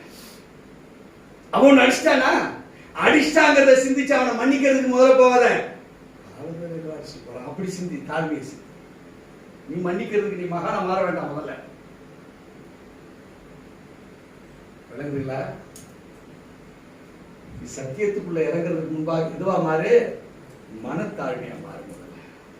முதல்ல அவனை மன்னிக்காத, மனத்தாழ்மையா மாறு. யாரும் ஆக்ஷன் கேட்கல. அப்படி நீ அவனை மன்னிக்கிறத நினைச்சுக்கிட்டு உன்னை பெருமை பாராட்டினா நீ எங்க போயிடுற? நியாயப்பிரமாணத்துக்குள்ள போற. அப்புறம் நியாயப்பிரமாணத்துக்கு கிறிஸ்துவ கிட்ட வர நீ முதல்ல என்ன இருக்குது? கோபம் தான் இருக்குது அவன் மேல. மன்னிக்க மன்னிக்க மாட்டேன். இப்ப ஏன் மன்னிக்கிற தெரியுமா? வேதத்தை ரட்சிக்கப்பட்டு கையில் எடுத்துட்ட பைபிளை தூக்கிட்டேன்னு பார்க்கிறேன். இதுவாடா ரட்சிப்பு? அப்ப உனக்குள்ள உள்ள என்ன இருக்குது? அடியில எதனால? நான் மன்னிச்சிட்டேன். எதனால சொல்ற? பைபிளை தூக்கிட்டதுனால. உனக்குள்ள ஏன் வருத்தம் தெரியுமா? ஏன் பாரத்தை நீ தூக்குற தெரியுமா? இந்த ஆக்ஷன் கிங் ஹீரோ உங்களோட இருக்கிறார். எந்த ஆக்ஷன் கிங்? பாவ கிங் உள்ள இருக்கிறார்.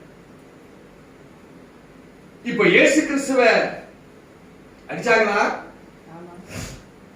அவர் தம்மை எதுவரைக்கும் தாழ்த்தினார்? அதை கையாள சொல்றாரு. நான் மனத்தாழ்மையும் எப்படி இருக்கு? வாசிங்க. சாந்தமும் மனத்தாழ்மையுமாய் இருக்கிறேன். என் நுகத்தை உங்கள் மேல் ஏற்றுக்கொண்டு. என் நுகத்தை உங்கள் மேல் ஏற்றுக்கொண்டு. எந்த நுகம்? இந்த மனத்தாழ்மையோ இதை ஏற்று. இதை விட்டுட்டு இப்ப நான் மன்னிக்கிறேன் அவனை, ஏதோ சொல்லிட்டான் பிரதர், அதெல்லாம் ரெண்டாவது. ஏன் அதை நீ பிரதானப்படுத்தாத? நியாயப்பிரமாணத்தை நீ கடைபிடிக்கிறவனா மாறிடுவ, கிருபை அல்ல. விளக்குதுங்களா? இதுதான் இம்பார்ட்டன்ட். இந்த பைபிளை வாசித்துட்டு நான் பைபிள் படி இருக்க போறேன் நீ என்னைக்கு நினைக்கிறியோ நீ கிருபைக்குள்ள வரல. பொய்யான கிறிஸ்தவன், வார்த்தையை மேலோட்டமா ஏற்றுக்கொண்டு நடந்து கொள்ளுகிற கிறிஸ்தவன், கிருபையில ஃபுல்லா வரல. உனக்குள்ள கோபம் இருக்குது, வெறுப்பு இருக்குது, கசப்பு இருக்குது. அதனால முழு மனதோடு, முழு ஆத்மாவோடு, முழு பலத்தோடு, முழு உள்ளத்தோடு நீ இருக்கணும்ன்றார். சட்ட திட்டத்தின்படி அல்ல, கிருபையின்படியாக காட்ஸ் கிரேஸ்னால அந்த மனத்தாழ்மையும் அந்த சாந்தத்தை நீ பெற்றிருப்பாயானால் நியாயப்பிரமாணத்தின்படி நீ நடக்கல, ரியல் கிரேஸ்ல நடக்க ஆரம்பிக்கிறவனா மாறுவேன். விலகுதா? நான் கொண்டு போற காசு புரியுதா?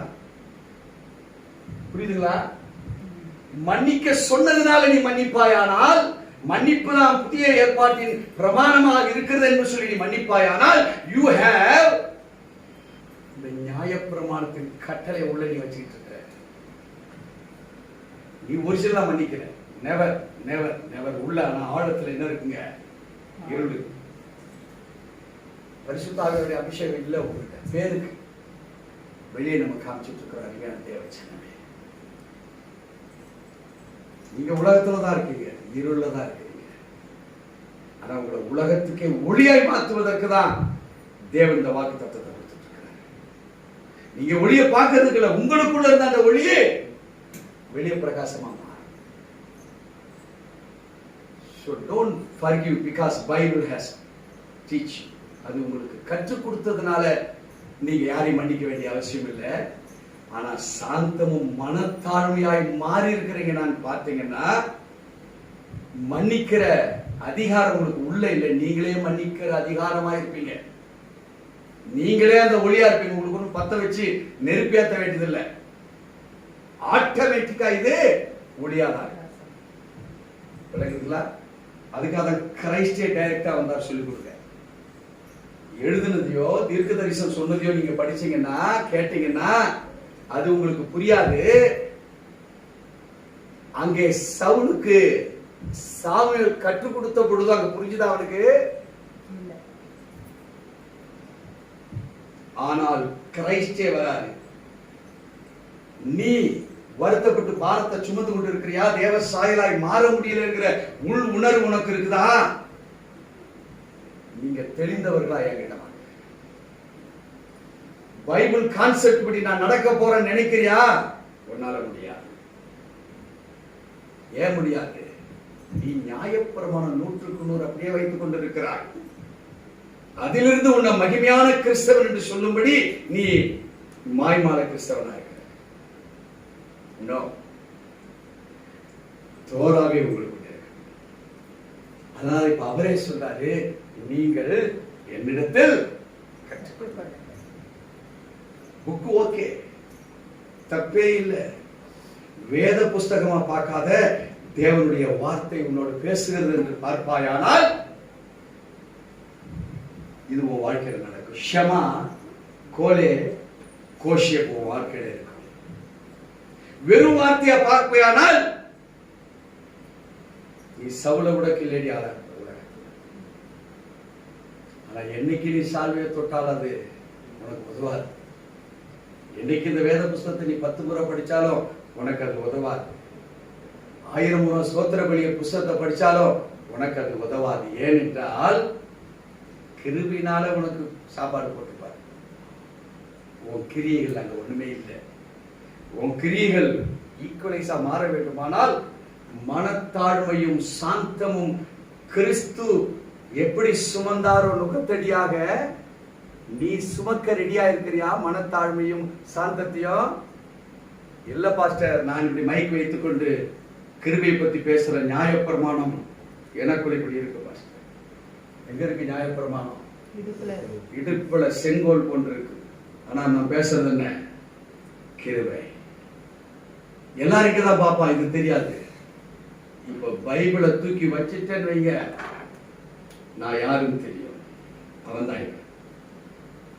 ஆனா இது இல்ல, நானே சாந்தமா, நானே மனத்தாழ்மையா. அவனை மன்னிக்கிறதுனால நான் மனத்தாழ்மை சாந்தம்னு சொல்லக்கூடாது.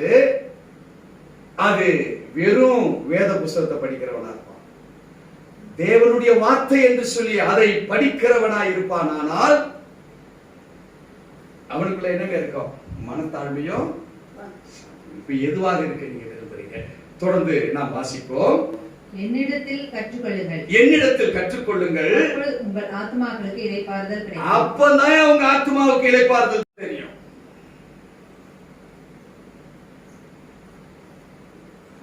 இன்னைக்கு பல கிறிஸ்தவர்கள் எந்த பாணியில இருக்கிறா? சாமுவேலை போல வாழ்ந்து ராஜாவாக அத்தாரிட்டி பெற்ற கிறிஸ்தவனாக வாழாத, தேவனுடைய அப்ரூவல் பெற்ற கிறிஸ்தவனாக வாழ. யாரோட அப்ரூவ் பண்ணணும்? தேவனுக்கு அப்ரூவ் பண்ணணும். நான் அத்தாரிட்டி பெற்றிருக்கிறேன் அப்படின்னு சொன்னேன்னு வையே, அப்புறம் கீழே தான் பேச நான் வரலப்பா. சிலர் சொல்றாங்க, பாஸ்டர் நாங்க இருந்து கரெக்டா பேசுங்க, அதனால நான் இப்ப கீழே வரல பிரதர். அதனால இங்க இருந்தே சொல்றேன், அத்தாரிட்டி பெற்ற கிறிஸ்தவனா வாழாத, அப்ரூவல் தேவனால் அங்கீகரிக்கப்பட்ட ஒரு கிறிஸ்தவனாக வாழலாம். அப்பதான் அந்த அங்கீகாரம் தான் உனக்கு இந்த ஷமாவை கொடுக்கும், அந்த அங்கீகாரம் தான் உனக்கு கோலேவை கொடுக்கும், அந்த அங்கீகாரம் தான் கூர்ந்து கவனிக்கிற கியூஷாவை உனக்கு கொடுக்கும். சிலுவையில் அறையப்பட்ட கிறிஸ்து அந்த அப்ரூவலை உனக்கு கொடுப்பார். ஏன்? வருத்தப்பட்டு பாரிச்சு கொண்டிருக்கிறாமா, என் மகன் என் மகன். இவங்க ஏன் சாயலை பெறுவதற்காக தன்னை ஒப்புக்கொண்டு சரண்டர் பண்ணிட்டு இருக்காங்க, சப்மிட் பண்ணிட்டு இருக்காங்க, என் கரத்தை ஒப்புரவாய் கொண்டிருக்கிறாங்க அவங்க. So you will be a approved Christian. தேவனால் அங்கீகரிக்கப்பட்ட ஒரு கிறிஸ்து அவனாக நீ மாற்றப்படுவா. அப்பதான் இருக்குங்களா கிறிஸ்தவ எப்படி இருக்குதுன்னு? என்ன கிறிஸ்தவர்களா இருக்கிறாங்க? authority, not approved. கர்த்தர் நம்மை ஆசீர்வதிப்பார். தொடர்ந்து வாசிக்க கேட்போம். என் நுகம் மெதுவாயும், என் நுகம் மெதுவாயும், என் சுமை லகுவாயும் இருக்கிறது, என் சுமை இலகுவாயும் இருக்கிறது என்றார். இப்ப அவர் சொல்றாரு, I had the victory over the world. இந்த உலகத்தின் மத்தியிலே நான் இந்த உலகத்தை ஜெயித்தேன். எப்படி? எப்படிப்பட்ட சூழலா இருந்தாலும் நான் ஏற்றுக்கொண்டது போல நீங்க ஏற்றுக்கொள்ள தயாரா இருப்பீங்கன்னா, நான் ஏற்றுக்கொண்ட நுகம் எப்படி அது மெதுவாயும் லெகுவாயும் இருந்ததோ நீங்க அதை ஃபீல் பண்ணுவீங்க. அப்பதான் நீங்க ரியல் கிறிஸ்டியனாக மாறுகிறீங்க. அப்பதான் நீங்க தேவனுடைய அடிமையாய் மாறுகிறீங்க. அந்த சொல்லை கேட்டு, ஒருவேளை தேவனுடைய சொல்லை கேட்காதவர்களாக இருப்பீர்களானால் மனிதர்களுடைய சொல்லை நீங்க கேட்டுதான் ஆவீங்க. இன்னைக்கு எந்த மனுஷனுக்குள்ள எந்த பரிசுத்த ஆவி இருக்கு நமக்கு தெரியாது. அது டூப்ளிகேட்டா ஒளியின் தூதனுடைய வேஷத்தை போட்டுக் கொண்டிருக்கிற பரிசுத்த ஆவியா? இல்ல பாஸ்டர், நல்ல வசனம் பேசுறாங்க அந்த அம்மா, எங்க கொடாடியில போறதான் தெரியும். அவர் பாஸ்டர் நல்லா பேசுறாருங்களே. பல இடத்துல இந்த பிரச்சனை. அதனால ஆண்டவர் சொன்னார், நீங்க அந்த பரிசுத்த ஆவியை, என் நுகம் மிருதுவாயும் லெகுவாயும் இருக்கிற அந்த பரிசுத்த ஆவியை நீங்க பெறுகிற பொழுதுதான் இஸ்ரேல் உங்க வீட்டிலையும், யூதா உங்களை சுத்தி இருக்கிற இடத்துலையும், சமேரியா வெளி இடங்களிலும், உலகத்தினுடைய கடைசி பரியந்தம் எனக்கு நீங்க சாட்சிகளாக இருக்க முடியும் என்று சொல்லி சொல்கிறார். அல்லேலூயா. எத்தனை பேருக்கு விளங்கி இருக்கிற இந்த வாக்குத்தத்தம்? இது சின்ன கல்ல கண்ணுக்கு எதிர்க்கு பார்த்தா தான் பெருசு. அப்படி தூக்கி போட்ட கல்லே இது முன்னாடி வச்சிருக்கிறது தான் சின்ன கல்லு, உங்க கண்ணு கல்லா தெரியும். இதை தூக்கி போட்டிருக்க கண்ணு தெரியுதா? அதேதான் கிறிஸ்தவ வாழ்க்கை. நீங்க உங்களுக்கு எதிராக எது வந்தாலும் சரி, டோன்ட் வரி, கர்த்தர்